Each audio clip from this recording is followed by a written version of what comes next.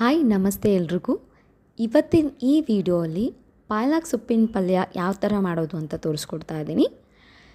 ಈ ಪಾಲಕ್ ಸೊಪ್ಪಿನ ಬೆನಿಫಿಟ್ಸ್ ನೀವು ಏನಾದರೂ ನೋಡೋದಾದರೆ ನೀವು ಈಗಲೇ ಮಾಡ್ಕೊಂಡು ತಿಂತೀರಾ ಮನೆಯಲ್ಲಿ. ಸೊ ಇದರಲ್ಲಿ rich in iron, vitamin C, potassium, magnesium ಇದನ್ನೆಲ್ಲ ನೀವು ಇಷ್ಟೆಲ್ಲ ಬೆನಿಫಿಟ್ಸ್ ಇರೋದ್ರಿಂದ ನೀವು ವೀಕ್ಲಿ ಒನ್ಸ್ ಆದರೂ ಇದನ್ನು ಮಾಡ್ಕೊಂಡು ತಿನ್ನಲೇಬೇಕು.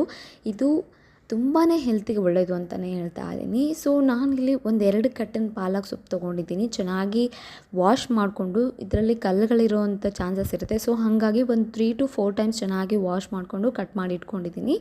ಸೊ ಈಗ ಇದನ್ನು ಯಾವ ಥರ ಮಾಡೋದು ಅಂತ ನೋಡೋಣ. ಒಂದು ಟೊಮ್ಯಾಟೊ ತೊಗೊಂಡಿದ್ದೀನಿ, ಹಾಗೆ ಒಂದು ಆನಿಯನ್ ತೊಗೊಂಡಿದ್ದೀನಿ, ಈರುಳ್ಳಿ ತೊಗೊಂಡಿದ್ದೀನಿ. ಹಾಗೆ ಇದಕ್ಕೆ ಸ್ವಲ್ಪ ಬೆಳ್ಳುಳ್ಳಿ, ಟೊಮ್ಯಾಟೊ, ಈರುಳ್ಳಿ ಸ್ವಲ್ಪ ಜಾಸ್ತಿ ಹಾಕಿದರೆ ಚೆನ್ನಾಗಿ ರುಚಿ ಅನ್ನೋದು, ಟೇಸ್ಟ್ ಅನ್ನೋದು ಬರುತ್ತೆ. ಸೊ ಇಲ್ಲಿ ನಾನು ಒಂದು 7ರಿಂದ 8 ಗಾರ್ಲಿಕ್ ತೊಗೊಂಡಿದ್ದೀನಿ. ಇದು ಹಾಕೋದ್ರಿಂದ ನಿಮಗೆ ಟೇಸ್ಟ್ ಅನ್ನೋದು ತುಂಬ ಡಿಫ್ರೆಂಟಾಗಿ ಚೆನ್ನಾಗಿ ಬರುತ್ತೆ ಅಂತ. ಸೊ ಬನ್ನಿ ಯಾವ ಥರ ಮಾಡೋದು ನೋಡೋಣ. ಈಗ ಒಂದು ಕಡಾಯಿ ಇಟ್ಕೊಂಡು ಅದರಲ್ಲಿ ಒಂದು 2 ಸ್ಪೂನಷ್ಟು ಆಯಿಲ್ ಹಾಕಿ, ನಾನಿಲ್ಲಿ ಕಡಲೆಬೇಳೆ ಯೂಸ್ ಮಾಡ್ತಾ ಇದ್ದೀನಿ. ಏನಕ್ಕೆ ಸ್ವಲ್ಪ ಟೇಸ್ಟ್ ತಿಂದೇ ಇರೋರು ಕೂಡ ಟೇಸ್ಟ್ ಚೆನ್ನಾಗಿ ಬಂದರೆ ತಿಂತಾರೆ ಅಂತ. ಸೊ ಹಾಗಾಗಿ ಸ್ವಲ್ಪ ಸಾಸಿವೆ ಜೀರಿಗೆ ಹಾಕಿ, ಕಡಲೆಬೇಳೆ ಸ್ವಲ್ಪ ಬ್ರೌನ್ ಆದಮೇಲೆ ಕರಿಬೇವಿನ ಸೊಪ್ಪು, ಹಾಗೆ ನಾವು ಕಟ್ ಮಾಡಿ ಇಟ್ಕೊಂಡಿರೋಂಥ ಆನಿಯನ್ನ, ಗಾರ್ಲಿಕ್ ಹಾಕಿ ಚೆನ್ನಾಗಿ ಫ್ರೈ ಮಾಡ್ಕೊಳ್ಳಿ.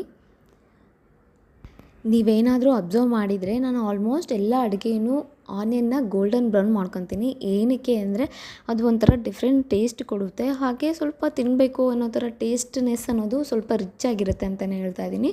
ಸೊ ಹಾಗಾಗಿ ನೀವು ಸ್ವಲ್ಪ ಗೋಲ್ಡನ್ ಬ್ರೌನ್ ಎಲ್ಲದಕ್ಕೂ ಅಂತಲ್ಲ, ನಾವು ಯಾವುದಾದ್ರು ಸ್ಪೆಸಿಫಿಕ್ ಐಟಮ್ ಯಾವುದಾದ್ರೂ ಅಡುಗೆ ಮಾಡ್ತಿದ್ದೀವಿ ಅಂದರೆ ಸ್ವಲ್ಪ ಗೋಲ್ಡನ್ ಬ್ರೌನ್ ಮಾಡಿದರೆ ಸ್ವಲ್ಪ ಟೇಸ್ಟ್ ತುಂಬ ಡಿಫ್ರೆಂಟಾಗಿ ಬರುತ್ತೆ, ರುಚಿಯಾಗಿರುತ್ತೆ, ತಿನ್ನಬೇಕು ಅಂತಲೂ ಅನ್ನಿಸ್ತಾ ಇರುತ್ತೆ.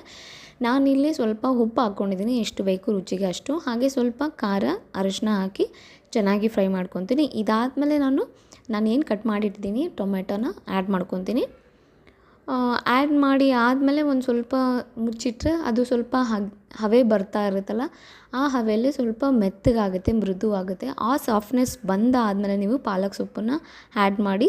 ನಾವಿಲ್ಲಿ ಯಾವುದೇ ನೀರು ಆ್ಯಡ್ ಮಾಡ್ತಾಯಿಲ್ಲ. ಏನಕ್ಕೆ ಪಾಲಕ್ ಸೊಪ್ಪಲ್ಲಿರುವಂಥ ನೀರಿನ ಅಂಶನೇ ಬಿಟ್ಕೊಂಡು ಅದೇ ಸ್ವಲ್ಪ ಕರಿ ಥರ ಸಾಫ್ಟ್ನೆಸ್ ಅನ್ನೋದು ಬಂದುಬಿಡುತ್ತೆ. ಸೊ ಹಾಗಾಗಿ ಇದು ಟೊಮೆಟೊ ಕೂಡ ಅಷ್ಟೇ ನೀರು ಬಿಟ್ಕೊಳ್ಳುತ್ತೆ. ನಾವು ಯಾವಾಗ ಮುಚ್ಚಳ ಮುಚ್ತೀವೋ ಆವಾಗ ನೀರು ಬಿಟ್ಕೊಂಡು ಅದೇ ನ್ಯಾಚುರಲಾಗಿ ವಾಟರ್ ಕಂಟೆಂಟ್ ಎಲ್ಲ ಕ್ರಿಯೇಟ್ ಆಗುತ್ತೆ. ಸೊ ಹಾಗಾಗಿ ನಾನಿಲ್ಲಿ ಯಾವುದೇ ವಾಟರ್ನ ಆ್ಯಡ್ ಮಾಡ್ತಾಯಿಲ್ಲ. ಈಗ ಫೈನಲಾಗಿ ಪಾಲಕ್ ಸೊಪ್ಪನ್ನು ಆ್ಯಡ್ ಮಾಡ್ತಾಯಿದ್ದೀನಿ. ಚೆನ್ನಾಗಿ ಮಿಕ್ಸ್ ಮಾಡಿಕೊಂಡು ಕೊಡೋದಷ್ಟೇ.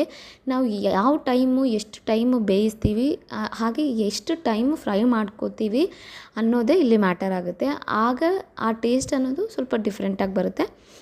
ಎಲ್ಲನೂ ಪ್ರೊಸೀಜರ್ ವೈಸಲ್ಲೇ ಮಾಡಬೇಕು, ಒಂದಾದಮೇಲೆ ಒಂದು ಪ್ರೊಸೀಜರ್ ವೈಸು. ಉಪ್ಪು ಆಗಲಿ, ಖಾರ ಆಗಲಿ, ಹುಳಿ ಆಗಲಿ ಎಲ್ಲನೂ ಪ್ರೊಸೀಜರ್ ವೈಸಲ್ಲಿ ಮಾಡಿದರೆ ಅದು ತುಂಬಾ ಚೆನ್ನಾಗಿ ಬರುತ್ತೆ. ಸೊ ಫೈನಲಾಗಿ ಮುಚ್ಚಿಟ್ಟಾಯಿತು, ಒಂದು 10 ನಿಮಿಷ ಆದರೂ ಮುಚ್ಚಿಟ್ಟಿದ್ದೆ ನಾನು. ಅದೇ ವಾಟರ್ ಕಂಟೆಂಟ್ ಏನು ಬಿಟ್ಕೊಂಡು ಅದೇ ಕರಿ ಅನ್ನೋದು ರೆಡಿ ಆಗಿದೆ. ಸೊ ಫೈನಲಾಗಿ ನಾನು ರೊಟ್ಟಿ ಜೊತೆಗೆ ಈ ಪಾಲಕ್ ಸೊಪ್ಪಿನ ಪಲ್ಯನ ಟೇಸ್ಟ್ ಮಾಡ್ತಾಯಿದ್ದೀನಿ. ತುಂಬಾ ಟೇಸ್ಟಿಯಾಗಿ ಬಂದಿತ್ತು.